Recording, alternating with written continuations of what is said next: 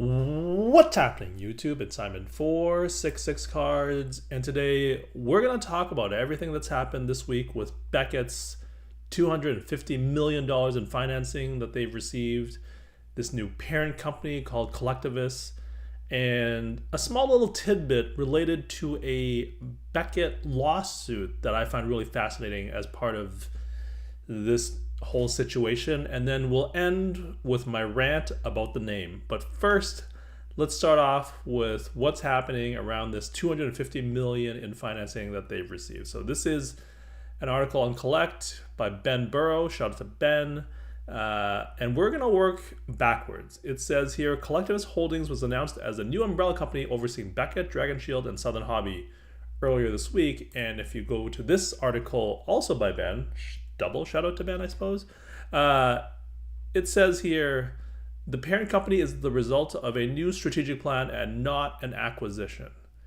And so this is the most important part of this entire article. This is the sentence that matters.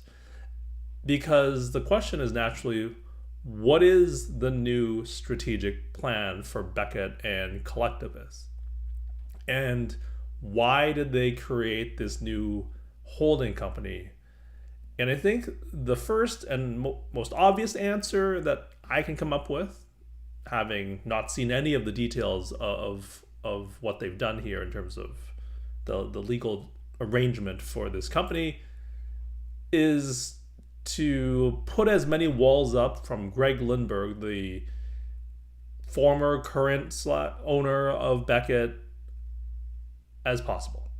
They want to put these walls up as much as possible because Greg Lindbergh has a history of taking money from his companies. You can see here, this is from the Carolina Journal, where basically he was taking money from other companies that he owned and was being accused of dissipating assets rather than giving money back to his creditors. And so I will assume that Collectivus Holdings is designed in such a way with as many barriers as possible to prevent that from happening, to prevent Greg from either taking money from Beckett or Collectivus or seizing ownership of the company as a whole. I would assume that there are safeguards in place to prevent that. Or, maybe there were previously, but now there's even more. So I think that is the first reason why this quote-unquote strategic plan is happening. The second one, if we go back to this article, relates to what is King Street Capital. You can see it says here, King Street manages more than $27 billion and specializes in situations involving distressed and misallocated capital. According to their website, the investment will be led by the firm's opportunistic credit strategy, which focuses on direct lending and, again, this word, distressed capital. So if we go to their website, this is the King Street website. Opportunistic credit strategy, right? That is the group that will lead this financing. And the part that matters the most here is this word, or these words: the entirety of the credit spectrum. That means bad credit, just to be clear. The entirety of the credit spectrum is just business speak for bad credit. Because if you have good credit, they're not going to mention the range, the spectrum of credit. This is business speak for companies with bad credit. And so if you scroll down here, capital solutions, financing the companies that require flexible, non-traditional capital, because if you have traditional capital and you're well-funded, you don't need to go to these type of companies. You could just get a loan from a bank, right? And this is because of a lack of or uncertainty of near-term cash flows and or structural market challenges, as well as distressed or stressed rescue financings. So this all means cash crunch and poor credit. And so if you are a company like Beckett that has seen a reduction in cash flow because, say, your monthly grading numbers have gone from 50 and 60K to 34,000, and you are no longer a number one or even number two, and maybe not even a number three player in the grading space, well, that means there is uncertainty about your near-term cash flows. And so if you want to revamp the business and invest in technology, you don't have the cash to do that, and so you reach out to someone like this. Opportunistic credit strategy just means taking advantage of companies that are in a bit of trouble. And I think Beckett, given everything that we've seen, is in a bit of trouble. Are they going to go bankrupt? I'm not saying that. I'm just saying that given where they were a year ago, they're in a worse off place. And so that is what this company does. It funds and provides financing to distressed assets, right? Like all of this is saying companies that are on the struggle bus, that's what they do.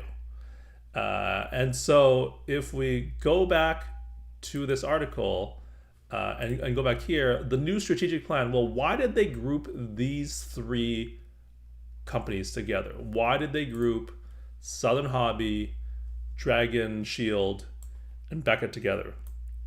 It's because they're probably the three biggest pieces of the Beckett empire. And so if you're a company lending the money like this, you want to put the big pieces together so that your exit strategy is to hopefully turn this company around and then sell the company. That is the goal here. That is what most companies like this do. They turn the company around and they sell it. And even though it doesn't sound like this company, King Street, has a piece of the ownership because they're just providing financing, that is undoubtedly part of the quote-unquote strategic plan. Is they put the three big pieces together, they which are again Dragon Shield, Southern Hobby, and then Beckett. They put those three things together, they turn the ship around, they get it back firing on all cylinders. And again, this is part of the plan. Whether or not that actually happens, TBD. And then once they get it fixed, then everybody gets paid out because they then sell the company, whether it's one company, whether they sell the three individual companies, TBD on what the best offer is. But that is the ultimate goal in situations like this. Turn the company around, give them money to turn the company around, and then once the company is doing better, sell the company, and then everybody gets paid. And that means these guys, King Street, but also HPS Investment Partners and Oak Tree Capital. Now, the piece that relates to the lawsuit and the piece that I found most interesting from this article is this sentence here. It says the $250 million refinancing for Collectivists follows a $235 million investment into the Beckett Group from HPS Investment and Freedom 3 Capital in 2022. Now, if you look up here, HPS Investment Partners is also part of this latest round of financing.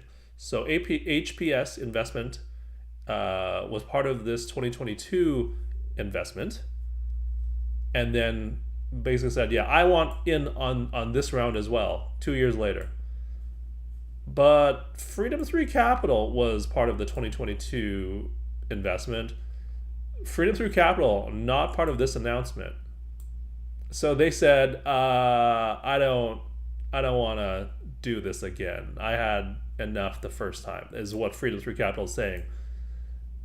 And that's when I turned to this lawsuit.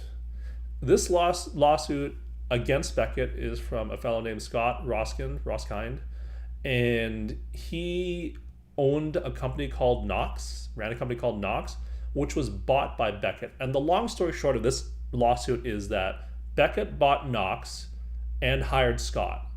And part of that agreement was that Scott would be paid out as Knox and the work that they were doing hit specific benchmarks 1, 2, 3, 4, 5.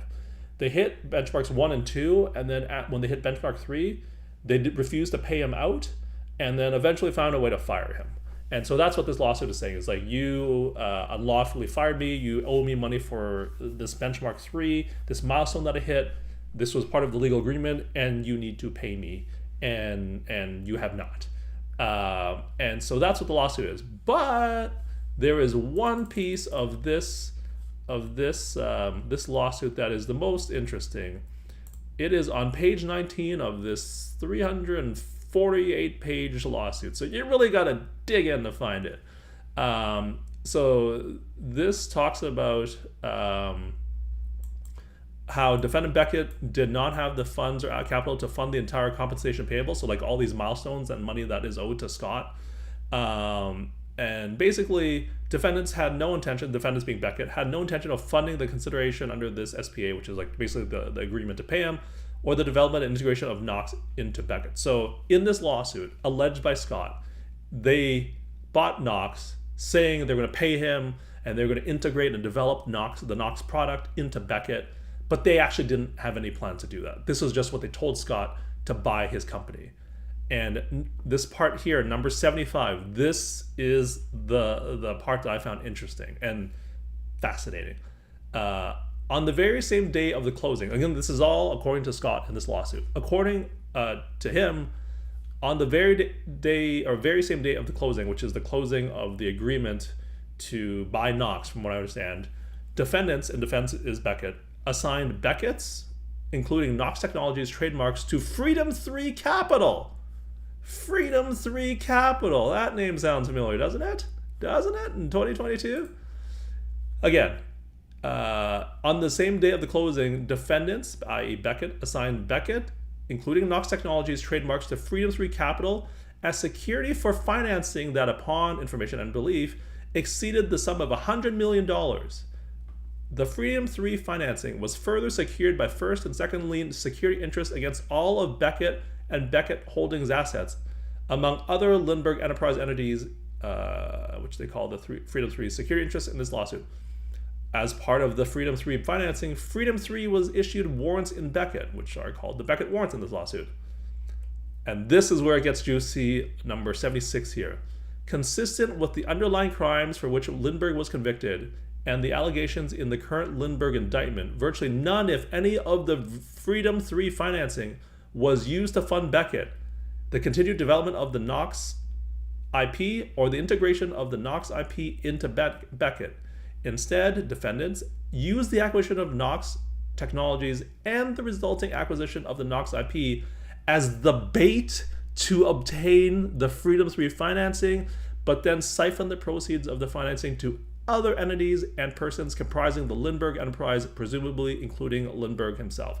So in this lawsuit, Scott is alleging that they bought Knox, which was his company, to then entice Freedom 3 Capital to invest $100 million, because they were saying, Beckett was saying to Freedom 3 Capital, hey guys, we got this new thing. We bought this thing called Knox. We're going to integrate Knox into Beckett. It's going to be the latest and greatest in terms of card inventory platform. The card market is booming. So like, you should invest in us. And Freedom 3 is like, yeah, here's $100 million. I love this plan. We're all going to be rich. We're all going to the moon. And that was all a ploy, again, according to Scott, to just get the $100 million from Freedom 3 financing by using the Knox acquisition, which was Scott's company, as bait to get money. And then Lindbergh took the money. And so basically they bought Knox to get money from Freedom 3 so that Lindbergh could then basically take the money. That's what's being alleged here. Again, alleged does not mean any of this is true, but that would explain why Freedom 3 Capital was part of an investment in 2022 and said thanks but no thanks in 2024. I believe the saying you're looking for is, fool me once, shame on you. Fool me twice, shame on me. So I thought this was this mention of Freedom 3 Capital here by Ben. So shout out to Ben and digging that up and getting that information was fascinating, given the allegations by Scott against Beckett and how it relates to Freedom 3 Capital and getting this $100 million of financing a year or two ago. To me, this stuff is really interesting. This is really juicy. To you, it might just be boring, finance, legal, goopity goop. But I don't know. I just thought like finding these little nuggets and tying them all together. This is the kind of stuff that gets me excited, because I don't think Others are doing this work to put all the pieces together. Because when I saw Freedom 3 Capital, I'm like, I think I know that name. I've read this lawsuit. Anyways, so to me, this is juicy stuff here. You tell me if you think this is as juicy as I find it to be. Lastly, let's talk about the name. Collectivist is already clearly a play on Festivus from Seinfeld. If it's not, well, you should have known better. The name is silly in and of itself. It's referring to a joke from a series from 25 years ago. It is what it is. Make your own judgments on that. What I have a problem with is the accents. Why is there accents on the E and the I in collectivist? What is the purpose? What are we trying to do here? Why? Why are you making it hard for everybody to type your name out? What is the purpose by putting these over these two letters? You're just making it more difficult to use your name, for people to use your name correctly, and it serves what purpose exactly except making the life of everybody more difficult? I don't understand. These accents serve no purpose. And so to me, that is like, here's another way to think about this. How many names of brands in English can you think of that have accents on their name? I can't think of any. And that's because it's a really bad idea. Make it easy for people to spell your name. And then it's more memorable and it's easy to remember. That's why people just use the regular 26 letters in the alphabet and don't put silly letters on their name, unless you're trying to be like super high end, like this is from France or something. Then that's different. But like, this is clearly not that. This is a card company. And so that is the part that drives me nuts about this new name. Forget the fact that it's a reference to Seinfeld. So that's my short little rant. So bad. Why accents? No need. I'm done my rant. That's it. That's the video. Let me know what you think about this. All of this. The strategic plan. The collectivist of it all. Lindbergh and all of this King Street financing stuff and credit challenges and poor credit and cash flow and the juicy stuff around Freedom 3. Would love to hear your thoughts and comments down below. Thank you as always for listening and watching. I'll talk to you all soon. Cheers.